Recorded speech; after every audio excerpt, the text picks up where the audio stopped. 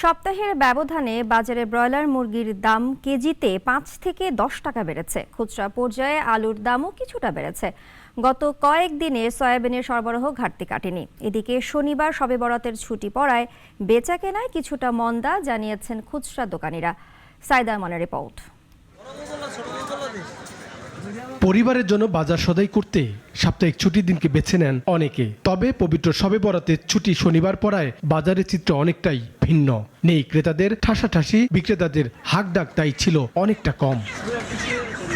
অনেকে 2 দিনের ছুটি পেয়ে চলে গেছেন ঢাকার বাইরে। তবে তাতে যে বাজারের দাম পড়তি তা নয়, উল্টো ব্রয়লার মুরগির দাম কেজিতে 5 থেকে 10 টাকা বেড়েছে। শবে বরাতের কারণে বাড়তি চাহিদাকে কারণ হিসেবে বলছেন খুচরা বিক্রেতারা।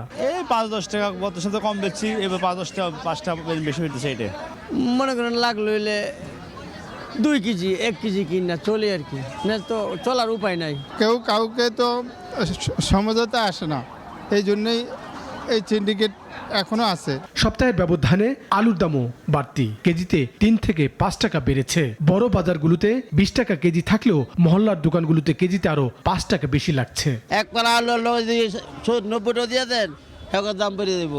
বাজার নিয়ন্ত্রণ তো সরকারের একার পক্ষে না, এখানে তো বিভিন্ন পক্ষ আছে। পোলাপান অনেক কষ্টে আছি, সত্যি কথা যেটা। বর্তমান দেশের পরিস্থিতি ভয়ানক। গত কয়েকদিন সয়াবিন তেলের বাজারে সংকট চলছে। মিল মালিকরা কমিয়ে দিয়েছেন সরবরাহ। তবে গতকাল থেকে কিছুটা বাড়লেও পুরোপুরি ঠিক হয়নি। সব দ্রব্যমূল্য এটাই ইচ্ছে মতো, এখন কে এটা নিয়ন্ত্রণ করে কে আমরা বুঝি না। আপনারাও তো দেখি মার্কেটে রেগুলারই ক্যামেরা ধরেন, কোনো আমরা তো এর প্রতিফলন দেখছি না। তেলের সরবরাহ আগের তুলনায় 1 সপ্তাহের তুলনায় একটু কালকে থেকে ভালো। আচ্ছা, আজকে সবে বরাত তেল মোটামুটি ভালো আছে, তাও অ্যাভেলেবেল না। চাল, তেল আর এই 2টা জিনিসের একবার নিয়ন্ত্রণের বাইরে। বাজার নিয়ে মানুষের আক্ষেপের কথা, অন্তর্বর্তী সরকারও শৃঙ্খলা আনতে পারছে না। বাজার ব্যবস্থাপনা ঠিক না করলে অনেকে নতুন করে দরিদ্র হবে মনে করেন সাধারণ মানুষ।